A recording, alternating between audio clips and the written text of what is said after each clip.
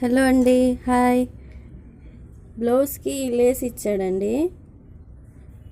ఈ లేసు 2 హ్యాండ్స్కి సరిపోవట్లేదు, ఇంత తక్కువ పడుతుంది.